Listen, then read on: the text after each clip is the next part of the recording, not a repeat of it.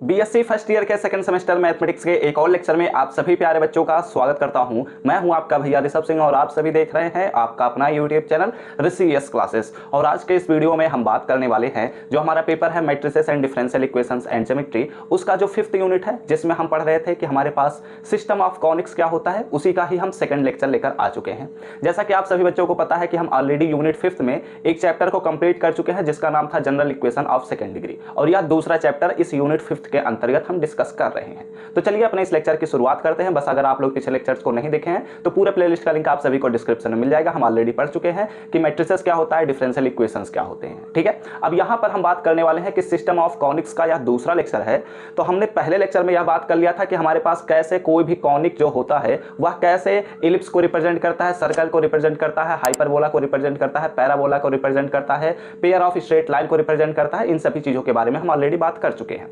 अब यहां पर हम शुरुआत करने वाले हैं कि हमारे पास जो भी general equation of second degree होता है उसकी सहायता से हम कैसे यह बता सकते हैं कि हमारे पास हर एक जो कॉनिक सेक्शन है उसको हम रिप्रेजेंट कर सकते हैं, इसके बारे में हम बात करने वाले हैं। ठीक है, आपसे एग्जाम में भी पूछा जाता है कि prove that every conic section can be represented by the general equation of second degree. ये काफी ज्यादा इंपॉर्टेंट है क्योंकि इससे आपके एग्जाम में क्वेश्चन पूछने के चांसेस भी होते हैं और ये पूरा डेरिवेशन है। तो चलिए शुरुआत करते हैं बिना किसी देरी के।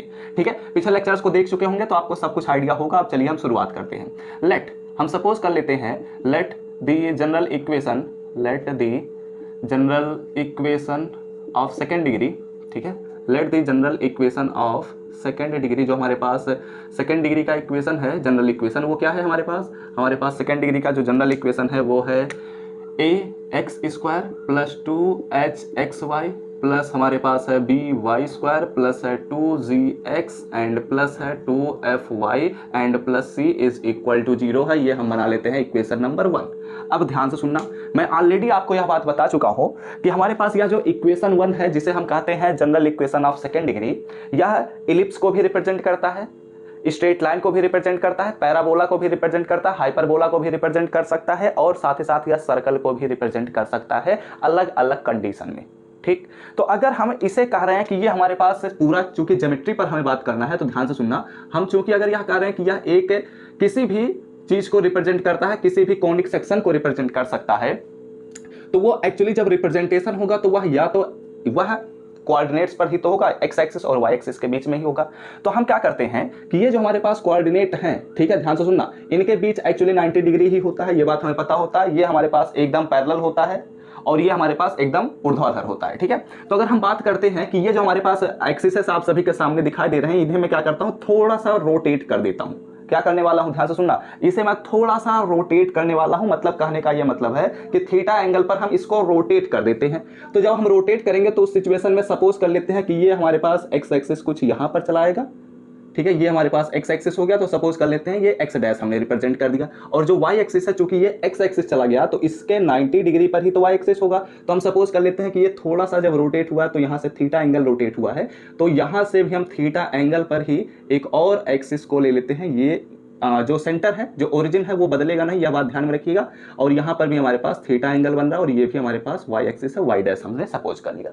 ठीक है, मैंने क्या किया, हमारे पास एक्स और वाई एक्सिस थे, उन्हें मैंने क्या किया, हल्का सा थीटा एंगल पर क्या किया, रोटेट करा दिया। अब जब थीटा एंगल पर रोटेट कराया मैंने तो एक्स एक्सिस भी एक्स डैश पर पहुंच गया और इन दोनों के बीच थीटा एंगल बना, वाई एक्सिस वाई डैश पर पहुंच गया और ये हमारे पास थीटा एंगल बन रहा है। ठीक है, इनके बीच भी अभी भी 90 डिग्री है, बस मैंने अपने कोऑर्डिनेट सिस्टम को थोड़ा सा रोटेट कराया है। Okay, are you getting my point? अब चलो अगले पॉइंट को हम डिस्कस करते हैं।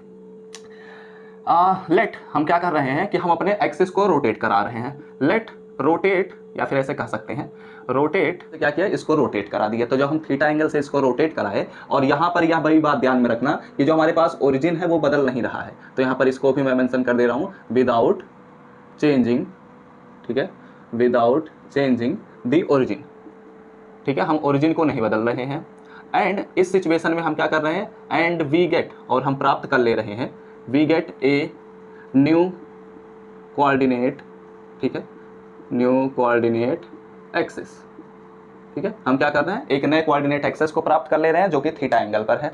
तो ऐसे सिचुएशन में अब आपके मन में यह सवाल उठा होगा कि सर जी ऐसा हम क्यों कर रहे हैं, तो भैया आपके ये बताना चाहते हैं, देखो बच्चों, अगर हम ऐसा कर रहे हैं तो इसके पीछे का लॉजिक ये है कि हम चाहते हैं कि जो हमारे पास 2hxy वाला टर्म है ये हट जाए, मतलब क्या है, 0 के बराबर हो जाए। अब ऐसा क्यों कर रहा हूं आगे चलते हुए अभी मैं समझाऊंगा जब आपको केसेस लूंगा तो, ठीक है। तो अब यहां पर बस इतनी चीजों को समझो जो जो चीजें मैं समझाते हुए चल रहा हूं। अब हम क्या करते हैं, पुट कर देते हैं कुछ वैल्यूज को।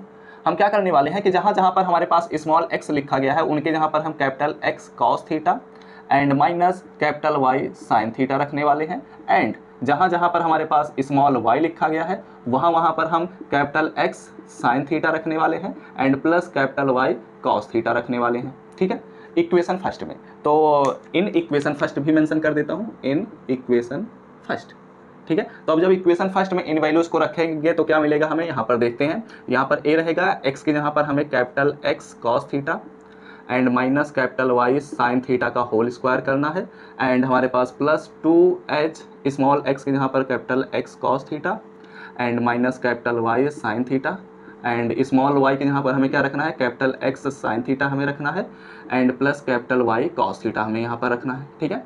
प्लस हमारे पास क्या मिलेगा 2g एंड सॉरी b वाला टर्म हमारे पास है तो b की यहाँ पर तो b ही रहेगा, y स्क्वायर मतलब हो जाएगा हमारे पास x sin theta plus y cos theta का होल स्क्वायर हो जाएगा, एंड और हमारे पास क्या मिलेगा, प्लस यहाँ पर हम रखते हैं, ठीक है। तो यहाँ पर हमारे पास हो जाएगा 2g और x के यहाँ पर हमारे पास क्या मिलेगा, x cos theta minus y sin theta, ठीक है, एंड प्लस यहाँ पर हमारे पास हो जाएगा 2f और y के यहाँ पर स्मॉल y के यहाँ पर हम रखेंगे तो x sin थीटा हो जाएगा and plus y cos theta हो जाएगा, ठीक है, एंड प्लस हमारे पास c इज इक्वल टू 0 हो जाएगा। ओके, इतनी बातें आपको समझ में आई। अब देखो यहाँ पर हम क्या करने वाले हैं, हम स्मॉल x और स्मॉल y को तो हटा दिए, लेकिन यहाँ पर अब हम चाहते हैं कि हमारे पास जो कैपिटल X और कैपिटल Y है वो एक साथ आ जाए, ठीक है, यानी कि हम कैपिटल X और कैपिटल Y के टर्म्स में अपने इस इक्वेशन को लिखना चाहते हैं। तो इसके लिए हम क्या करते हैं कि अगर ध्यान से देखा जाए तो जहां जहां पर पहले स्क्वायर है इसको हमें एक्सपेंड करना पड़ेगा। तो एक काम करता हूं, मैं पहले इसमें इंक थोड़ा डाल लेता हूं, उसके बाद हम अगले स्टेप पर बात करते हैं।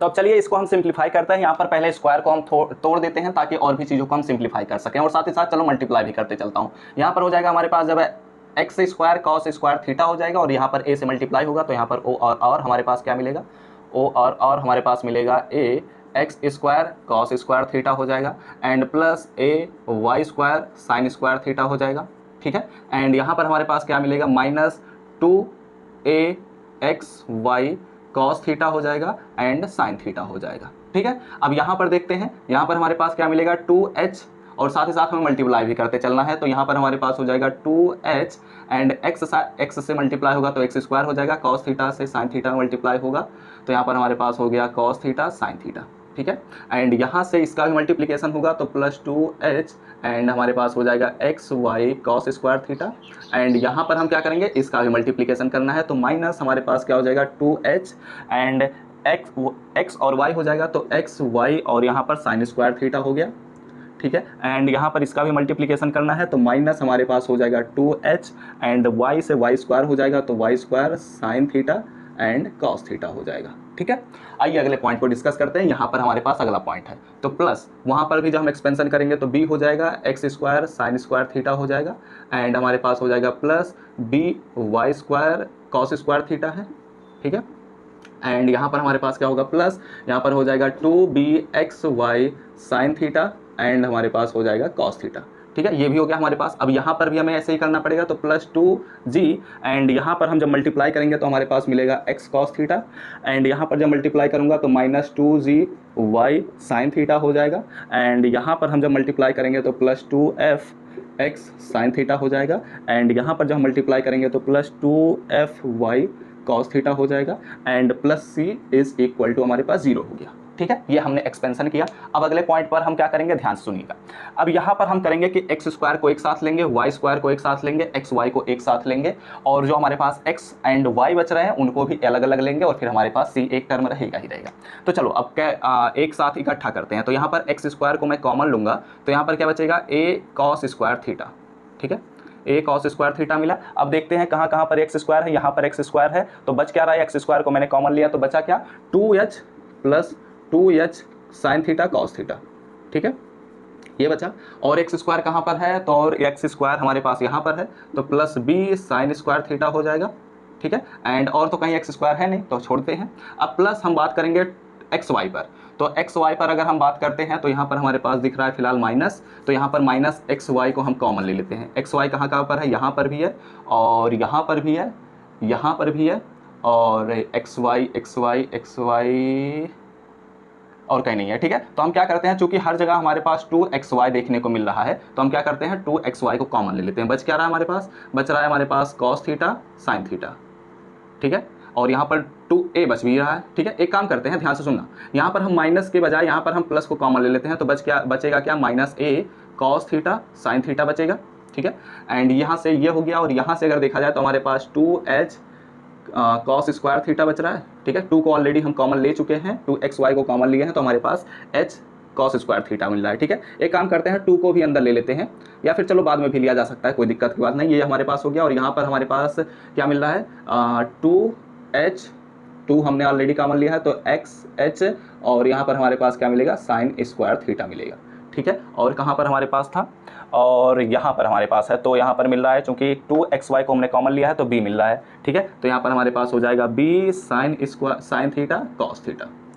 ठीक है, ये हमारे पास मिल रहा है। अब हम क्या करेंगे, जहाँ जहाँ पर हमारे पास वाई स्क्वायर है उसे इकट्ठा करते हैं, तो वाई स्क्वायर मैंने यहाँ से कॉमन लिया, बचा क्या, a sine square theta, and y square कहाँ देखने को मिल रहा है, वाई स्क्वायर वहाँ हमें देखने को मिल रहा है, तो हमारे पास मिल रहा है -2h एंड साइन थीटा और कॉस थीटा हमारे पास मिल रहा है। ठीक है, एंड यहाँ पर हमारे पास देखने को मिल रहा है तो plus b cos square theta है, एंड और कहीं नहीं है। ठीक है, एंड फिर उसके बाद हम क्या करेंगे, अपने x वाले टर्म में को इकट्ठा करते हैं, तो यहाँ पर x कहाँ पर है, x कहीं नहीं दिखा इस लाइन में, यहाँ पर x यहाँ पर है, तो हमारे पास हो जाएगा, x भी हमने कॉमन ले लिया। ठीक है, तो हमारे पास क्या मिल रहा है, 2g कॉस थीटा मिल रहा है, और कहीं पर x है क्या, यहाँ पर है, तो यहाँ पर हमारे पास मिल रहा है 2f साइन थीटा हमारे पास मिल रहा है। ठीक है, और कहीं पर है क्या, अब y वाले टर्म्स को हम इकट्ठा कर लेते हैं, तो यहाँ पर हम y को कॉमन लेते हैं, तो हमारे पास क्या मिलेगा, -2 साइन थीटा, एंड यहाँ पर हमारे पास क्या मिल रहा है,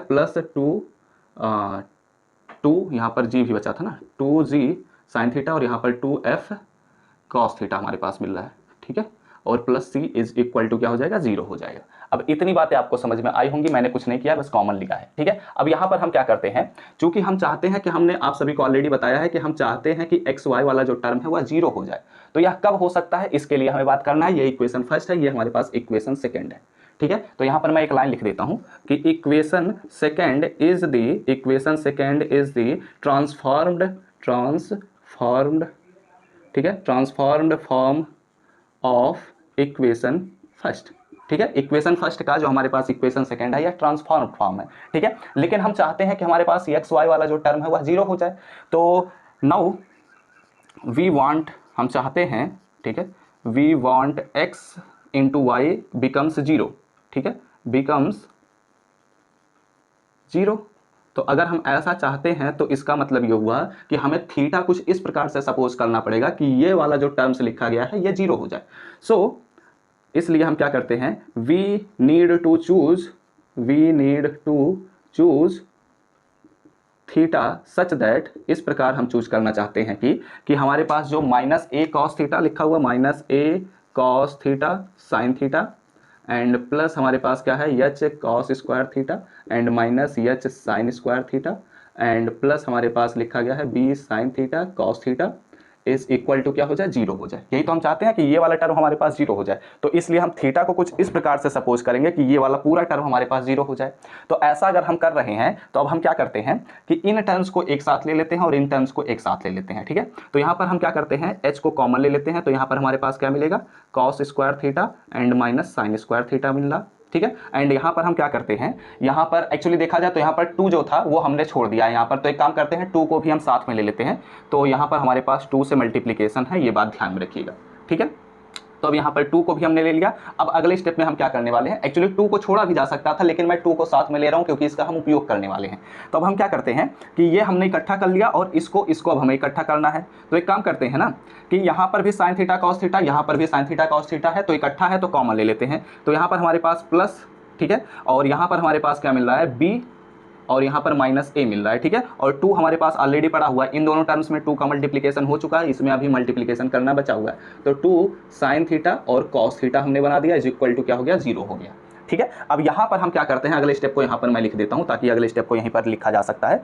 तो यहाँ पर एक काम करते हैं, आप लोग पहले स्क्रीनशॉट लीजिए, उसके बाद हम अगले स्टेप पर बात करते हैं। अब आइए चलिए अगले पॉइंट को हम डिस्कस करते हैं। यहाँ पर अब हम तेजी से लेकर चलने वाले हैं। यहाँ पर अगर ध्यान से देखा जाए तो यहाँ पर हम लिख सकते हैं ओ और यहाँ पर हमारे पास 2h है, ठीक है। और यहाँ पर अगर देखा जाए तो cos square theta minus sine square theta, इसका मतलब होता है cos 2 थीटा, ठीक है। एंड हमारे पास लिखा गया है प्लस, और यहाँ पर b माइनस a हमारे पास है, ठीक है। और यहाँ पर अगर देखा जाए तो 2 साइन थीटा cos थीटा का मतलब होता है कि हमारे पास साइन 2 थीटा लिखा गया है, ठीक है। साइन 2 थीटा लिखा गया है, sine 2 theta is equal to 0 है। अब हम क्या करते हैं, इस वाले टर्म को उधर ट्रांसफर कर देते हैं। तो ओ और हमारे पास क्या हो जाएगा, यहाँ पर हो जाएगा 2h cos 2 थीटा, ठीक है। 2h cos 2 theta is equal to हमारे पास क्या हो जाएगा, b minus a sine 2 theta हो जाएगा, ठीक है। अब हम क्या करेंगे, यहाँ पर हम cos 2 थीटा को इधर ट्रांसफर कर देते हैं। तो o और हमारे पास क्या हो जाएगा 2h, एंड इसको भी इधर मैं ट्रांसफर कर देता हूँ, अपॉन में b माइनस a हो जाएगा। यहाँ पर एक्चुअली माइनस छूट रहा है तो यहाँ पर भी माइनस लगा लीजिए। तो अब ये जो माइनस है ये इसको क्या करेगा, a माइनस b बना देगा, ठीक है। और यहाँ पर क्या हो जाएगा साइन 2 थीटा अपॉन में क्या हो जाएगा cos 2 थीटा, और साइन 2 थीटा अपॉन में cos 2 थीटा को हम लिख सकते हैं tan 2 थीटा, ठीक है। तो tan 2 थीटा का जो वैल्यू होगा वह हमारे पास हो जाएगा 2h अपॉन में a माइनस b हो जाएगा, ओके। अब यहाँ पर हम क्या करते हैं, चूंकि हमें थीटा का केवल वैल्यू चाहिए तो हम tan को इधर ट्रांसफर कर देते हैं। तो दिस इंप्लाइज दैट, चलो यहाँ पर नीचे लिखता हूँ ओ और यहाँ पर हमारे पास क्या मिलेगा, 2 theta is equal to tan inverse 2h upon में a माइनस b हो जाएगा, ठीक है। a माइनस b हो जाएगा। अब यहाँ पर हम क्या करते हैं, 2 को इधर ट्रांसफर कर देते हैं। तो theta is equal to 1/2 tan inverse 2h upon में क्या हो जाएगा a माइनस b हो जाएगा, ठीक है। तो अब ध्यान से सुनना मेरी बात को, हमने थीटा को कुछ इस प्रकार से सेलेक्ट किया कि हमारे पास ये वाला टर्म 0 हो जाए। तो इसके लिए हमने ऐसा एक्सप्रेशन थीटा का कैलकुलेट कर लिया जिसमें हमारे पास theta is equal to 1/2 tan inverse 2h by a minus b अगर हमारे पास दिया जाए तो ये वाला जो टर्म है वो 0 हो जाएगा, ठीक है। तो अब हम क्या करते हैं कि इफ़, यहाँ पर मैं लिख देता हूँ कि if theta is equal to 1/2 tan inverse 2h upon में a माइनस b अगर दिया गया है, ठीक है, a माइनस b अगर हमारे पास दिया गया है, ठीक है। तो इस सिचुएशन में देन इक्वेशन 2 बिकम्स, हमारे पास जो इक्वेशन 2 होगा वह क्या हो जाएगा, बिकम्स इस प्रकार हो जाएगा कि हमारे पास जो x और y वाला जो टर्म है वो 0 हो जाएगा, ठीक है। तो यहाँ पर ये वाला जब टर्म हमारे पास 0 हो गया तो हमारे पास ये वाला टर्म बचा, ये वाला टर्म बचा, ये वाला और वो वाला, ठीक है। तो इस सिचुएशन में अगर बात किया जाए तो इतने पूरे टर्म को अगर हम कैपिटल A कह दे रहे हैं और ये एक्स स्क्वायर ऑलरेडी है, प्लस ये वाला टर्म 0 हो चुका है, तो बचा क्या, ये वाला टर्म। तो इस वाले टर्म को अगर हम कैपिटल B कह रहे हैं और into y square, and plus यहाँ पर हमारे पास क्या मिल रहा है, 2 को हम कॉमन ले लेते हैं तो यहाँ पर 2 हो जाएगा, एंड कैपिटल X, और ये हमारे पास जो पूरा टर्म लिखा गया इसे हम कैपिटल G कह रहे हैं तो कैपिटल GX हो जाएगा। प्लस सिमिलरली यहाँ पर भी हमारे पास क्या हो जाएगा, 2 को हमने कॉमन लिया और जो हमारे पास माइनस वाला टर्म बनेगा वो हमारे पास कैपिटल F हो गया और कैपिटल Y हो गया, plus C is equal to 0 हो गया, ठीक है। तो ऐसे सिचुएशन में ये हमारे पास क्या बन गया, ये इक्वेशन 3 बन गया।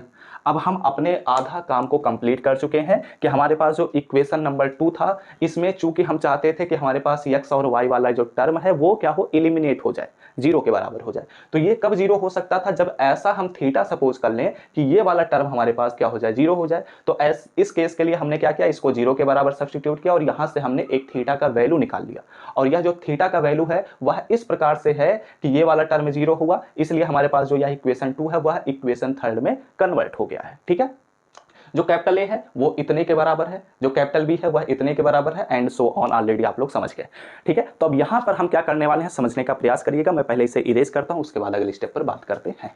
तो अब चलिए अगले केस पर हम बात करते हैं। यहाँ पर अब अगले स्टेप में समझना इस बात को कि हमने क्यों एक्चुअली अपने x और y वाले टर्म को हटाया है, ऐसा हमने क्यों किया है, इसको समझते हैं। देखो सिंपल सा लॉजिक समझना कि अगर हम कह रहे हैं कि हमारे पास जो general equation of second degree है वो क्या कर रहा है, वह सर्कल को रिप्रेजेंट कर रहा है, हाइपरबोला को रिप्रेजेंट कर रहा है, पैराबोला को रिप्रेजेंट कर रहा है, इलिप्स को रिप्रेजेंट कर रहा है, ठीक है। तो इन सभी केसेस में हम सर्कल पर अगर बात करते हैं तो सर्कल में हमारे पास यह चीज इक्वल टू 0 होता है, और a और b जो होते हैं वो 0 के बराबर नहीं होते हैं, लेकिन वो एक दूसरे के बराबर होते हैं। ये बात हम जानते हैं, general equation of second degree वाले 7 लेक्चर में हमने इस बात को कवर कर लिया था, ठीक है। तो यहाँ पर उसी से रिलेटेड हमें बात करना है। तो केस फर्स्ट हम कह रहे हैं कि इफ अगर हमारे पास एक्स स्क्वायर का कॉफिशिएंट a, वाई स्क्वायर का कॉफिशिएंट b एक दूसरे के बराबर है, लेकिन ये 0 के बराबर नहीं है, ठीक है, जो कि इक्वेशन में देखने को भी मिल रहा है कि ये 0 के बराबर नहीं है। तो इस सिचुएशन में देन यहाँ पर ऑलरेडी हमारे पास एक्स वाई का जो कॉफिशिएंट है यानी कि 2h जो होता है वह 0 के बराबर हो चुका है। तो इस सिचुएशन में हम कह सकते हैं कि इक्वेशन थर्ड जो है रिप्रेजेंट्स, ठीक है, रिप्रेजेंट्स, किसको रिप्रेजेंट कर रहा है, रिप्रेजेंट्स ए सर्कल, या किसको रिप्रेजेंट कर रहा है, एक सर्कल को रिप्रेजेंट कर रहा है।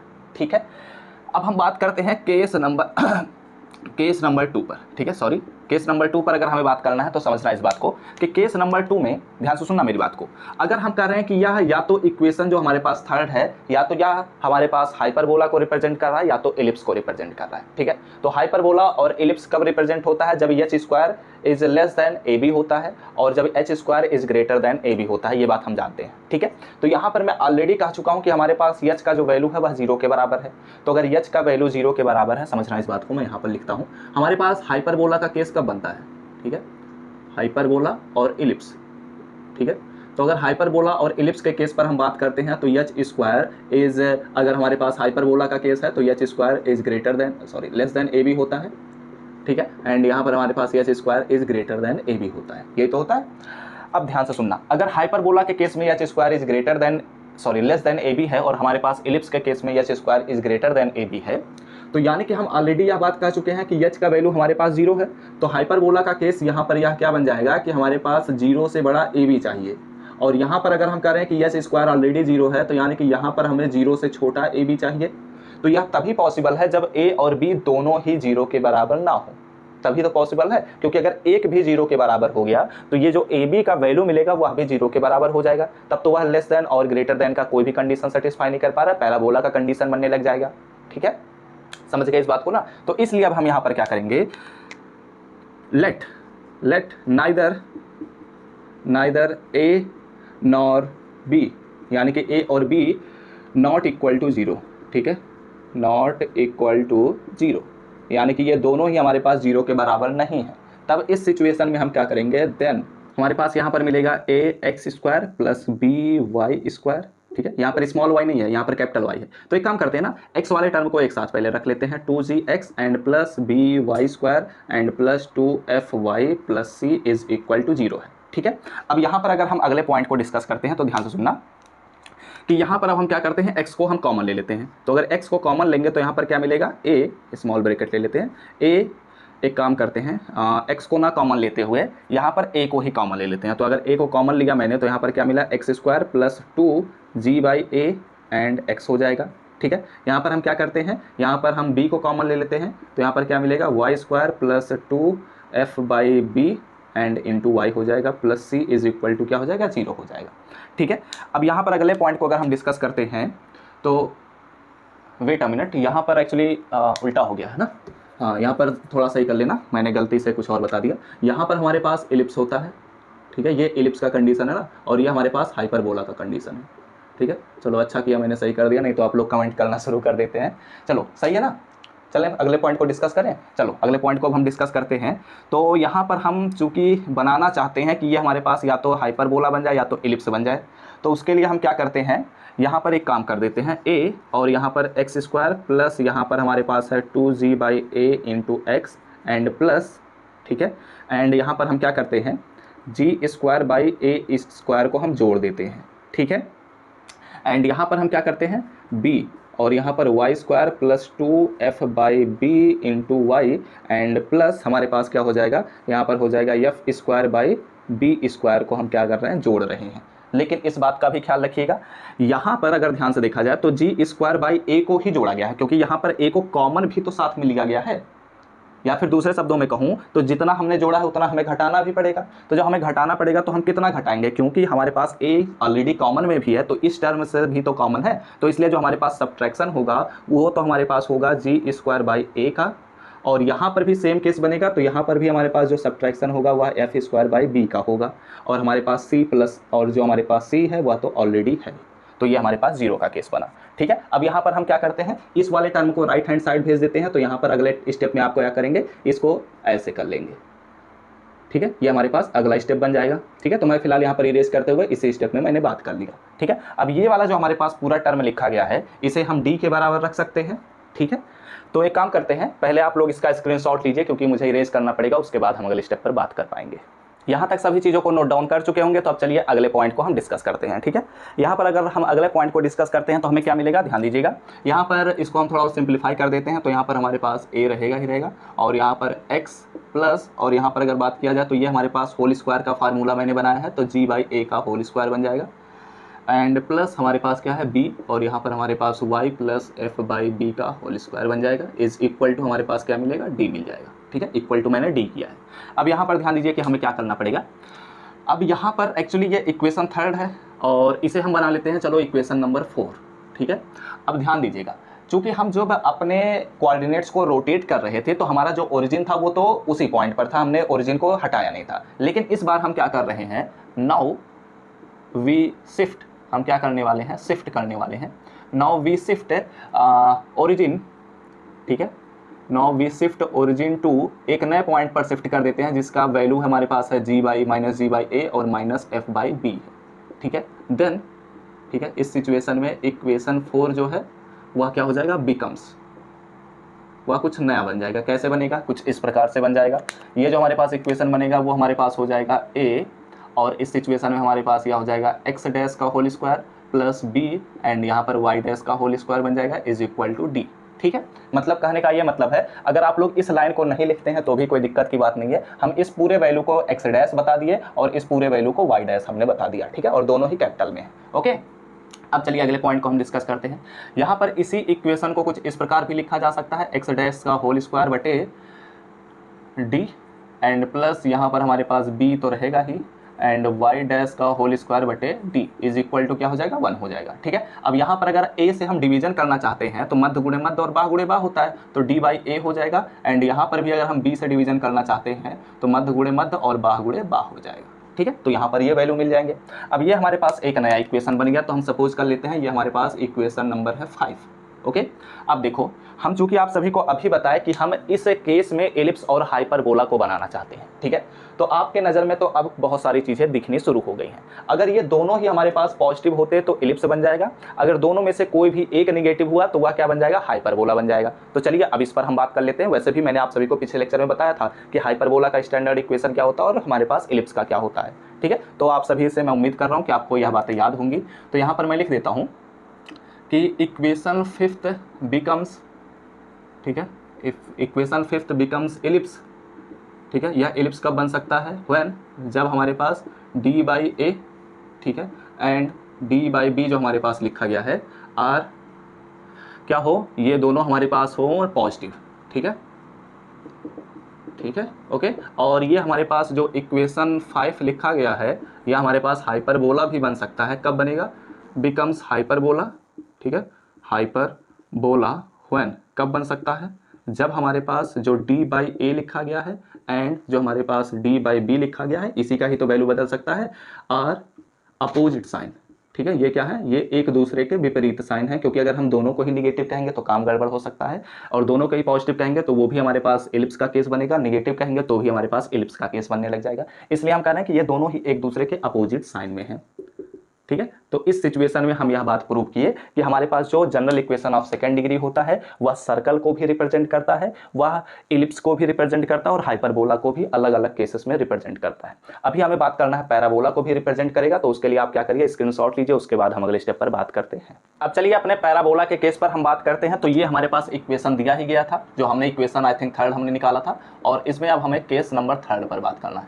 केस नंबर 3rd में हमें क्या प्रूव करना है कि पैराबोला है। ठीक है, तो पैराबोला कब हो सकता है, पैराबोला होने के लिए h square minus ab is equal to क्या होता है, 0 होता है। ठीक है, तो इस इक्वेशन में हम ऑलरेडी h को तो 0 बना चुके हैं, तो यानी कि यह कब 0 के बराबर हो सकता है, h हमारे पास ऑलरेडी 0 है, तो a और b में से एट लीस्ट 1 तो 0 होना चाहिए।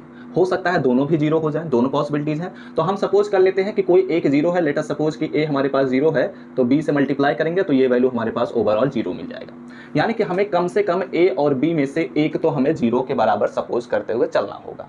ठीक है, तो हम क्या करते हैं, पैराबोला के केस पर हमें बात करना है। तो ये इक्वेशन तो अब हमारे काम का है नहीं, ये दुनिया, ये महफिल हमारे काम की तो है नहीं। आइए चलिए अगले पॉइंट को डिस्कस करते हैं। इफ आइदर, ठीक है, आइदर a और b, ठीक है, a या b में से दोनों जो हमारे पास इक्वेशन लिखा गया था उन दोनों में से उस इक्वेशन में से ए या बी में से इज जीरो, कोई एक हमारे पास जीरो है, ठीक है। तो एक कोई जीरो होगा तभी हमारे पास पॉसिबिलिटी है पैराबोला का। तो हम सपोज कर लेते हैं कि let a is equal to zero, ठीक है। देन हमारे पास जो इक्वेशन थर्ड लिखा गया था, इक्वेशन थर्ड बिकम्स, ठीक है, उम्मीद करता हूँ इक्वेशन थर्ड ही मैंने लिखा था, जो अभी ऊपर मैंने लिखा था, जो भी इक्वेशन नंबर था उसे आप लोग लिख लीजिएगा। तो उस सिचुएशन में ए वाला टर्म जीरो हो गया तो हमारे पास क्या मिलेगा, बी वाई स्क्वायर प्लस हमारे पास हो जाएगा 2gx एंड प्लस हमारे पास हो जाएगा 2fy plus c is equal to क्या हो जाएगा, जीरो हो जाएगा, ठीक है। अब y वाले टर्म्स को एक साथ रख लेते हैं तो यहाँ पर हो जाएगा b y square plus 2fy is equal to क्या हो जाएगा, इसे इधर ट्रांसफर कर देता हूँ, -2gx हो जाएगा and minus c is equal to कुछ नहीं, ठीक है। अब यहाँ पर हम क्या करते हैं, यहाँ पर हम b को कॉमन ले लेते हैं। तो अगर हम b को कॉमन ले लेते हैं तो यहाँ पर क्या बचेगा, वाई स्क्वायर मिलेगा प्लस यहाँ पर हमारे पास 2f अपॉन में b इंटू वाई मिलेगा is equal to -2gx and minus c मिलेगा, ठीक है। अब यहाँ पर हम क्या करते हैं, चूँकि हम चाहते हैं कि ये हमारे पास फिर से स्क्वायर बन जाए, तो अगर हम इसे स्क्वायर बनाना चाहते हैं तो यानी कि y square plus 2f upon में b इंटू वाई हो जाएगा एंड प्लस यहाँ पर हम क्या कर सकते हैं, यहाँ पर हम f square by b square को हमने जोड़ दिया, ठीक है। वैसे तो हमने जोड़ा है एफ स्क्वायर बाई बी को, लेकिन चूंकि हम बी को कॉमन भी ले रहे हैं तो f square by b square बन जाएगा। तो जितना हमने लेफ्ट हैंड साइड में जोड़ा है उतना हमें राइट हैंड साइड में भी जोड़ना होगा। तो यहाँ पर हम जोड़ते हैं तो -2gx हो गया एंड हम जोड़ रहे हैं तो यहाँ पर हमारे पास हो जाएगा plus f square by b हो जाएगा एंड माइनस सी हो जाएगा, ठीक। अब देखो हम क्या करते हैं, यहाँ पर हमारे पास b हो गया, यहाँ पर मैं अगर अगले स्टेप पर बात करूँ तो ये हमारे पास बन जाएगा y plus f by b का होल स्क्वायर बन जाएगा, ठीक है। इज इक्वल टू हमारे पास क्या मिलेगा, यहाँ पर भी हम कुछ करते हैं, ठीक है। मैं यहाँ पर क्या करता हूँ कि यहाँ पर हम 2g को कॉमन ले लेते हैं, -2g को हमने कॉमन ले लिया, ठीक है। तो यहाँ पर क्या मिला x और माइनस यहाँ पर हो जाएगा, यहाँ पर क्या मिल जाएगा एफ स्क्वायर बाई बी और यहाँ पर 2g तो हमारे पास है ही, तो 2g इंटू बी हो जाएगा, माइनस यहाँ पर माइनस ऑलरेडी कॉमन है तो ये प्लस हो जाएगा एंड c अपॉन में 2g हो जाएगा, ठीक है। तो यहाँ तक हम पहुँच गए। अब अगर ध्यान से देखा जाए तो एक काम करते हैं, b को भी उधर मैं ट्रांसफर कर देता हूँ, तो y plus f by b का whole square is equal to क्या हो जाएगा, -2g बाई बी एंड यहाँ पर क्या मिलेगा x and minus F square upon में 2gb एंड प्लस हमारे पास हो जाएगा 2g हो जाएगा, ठीक है, प्लस c अपॉन में 2g हो जाएगा, ओके। इतनी बातें आपको समझ में आ गई होंगी। अब यहाँ पर ध्यान दीजिएगा, तो हमें चूंकि पैराबोला बनाना है तो पैराबोला का इक्वेशन क्या होता है, y square is equal to 4ax होता है। मैंने आप सभी को स्टैंडर्ड इक्वेशन 4 प्रकार के बता दिए हैं, तो उन्हीं में से कोई एक स्टैंडर्ड इक्वेशन बनेगा। तो अब हम यहाँ पर क्या करते हैं कि हम सपोज कर लेते हैं कि हमारे पास जो ओरिजिन है, नाउ वी शिफ्ट, ठीक है, यहाँ पर हम फिर से उसी प्रोसेस को करने वाले हैं। नाउ शिफ्ट द ओरिजिन, ठीक है, द ओरिजिन टू किस पर हम शिफ्ट करने वाले हैं, f square by 2gb and minus c upon में 2g कामा हमारे पास यहाँ पर लिखा गया है माइनस एफ बाई बी पर हम क्या करने वाले हैं, अपने ओरिजिन को शिफ्ट कर देने वाले हैं, ठीक है। तो अगर यहाँ पर हम शिफ्ट करते हैं तो हमारे पास ये जो इक्वेशन लिखा गया है वह वाई डैश का होल स्क्वायर बन जाएगा इज इक्वल टू हमारे पास मिलेगा -2g अपॉन में b इंटू एक्स डैश हमारे पास मिल गया, ठीक है। अब ये जो हमारे पास इक्वेशन लिखा गया है यह किसका इक्वेशन है, यही तो पैराबोला का इक्वेशन है, ठीक है। So this equation is represent, ठीक है, या फिर मैं लिख सकता था कि दिस इक्वेशन रिप्रेजेंट्स, यहाँ पर इसे हटा ही देता हूँ, दिस इक्वेशन रिप्रेजेंट्स पैराबोला, ठीक है। तो अब आपको समझ में आया ना कि क्यों हमने अपने x और y वाले टर्म्स जो थे स्टार्टिंग में उसे हमने क्यों जीरो के बराबर लाना चाहा था। तभी हम प्रूव कर सकते थे कि हाइपरबोला बन रहा है, पैराबोला बन रहा है, सर्कल बन रहा है, एलिप्स बन रहा है, अदरवाइज हम ऐसा कर ही नहीं सकते थे, ठीक है। तो इतनी बातें उम्मीद करता हूँ आपको समझ में आया होगा। आप लोग क्या करिए, इसका स्क्रीनशॉट ले लीजिए और हमने अपने इस टॉपिक को भी इस लेक्चर में कंप्लीट कर लिया है, ठीक है। स्क्रीनशॉट ले लिए। तो चलो अब अगले पॉइंट पर हम बात करते हैं। देखो यहाँ पर अब ये हमारे पास एक ही थियरी था, इसमें और भी बहुत सारे थियरीज हैं, लेकिन फिलहाल उनके बेस पर हमें न्यूमेरिकल्स भी सॉल्व करने रहेंगे, ठीक है। तो जैसे जैसे आगे के क्वेश्चंस, आगे के लेक्चर्स आप सभी को मिलते जाएंगे, आपको बहुत सारे टॉपिक्स, बहुत सारी चीज़ों पर जानकारियाँ मिलती जाएंगी। तो उम्मीद करता हूँ आप सभी को लेक्चर समझ में आया हो, कोई भी दिक्कत नहीं हुई होगी। अगर कोई भी डाउट है तो आप हमें टेलीग्राम पर मैसेज कर सकते हैं। वीडियो अच्छा लगा हो तो लाइक करिएगा, कमेंट करके बताएगा कि आप सभी को लेक्चर समझ में आया है या नहीं। अगले लेक्चर्स के नोटिफिकेशन पाने होंगे तो सब्सक्राइब करने के साथ बेल आइकन को जरूर ऑल पर सेलेक्ट कर लीजिएगा। अपने दोस्तों के साथ शेयर भी करिएगा। तो हमसे मिलते हैं अपने नेक्स्ट लेक्चर में, तब तक पढ़ते रहिए, संघर्ष करते रहिए और सफल होते रहिए।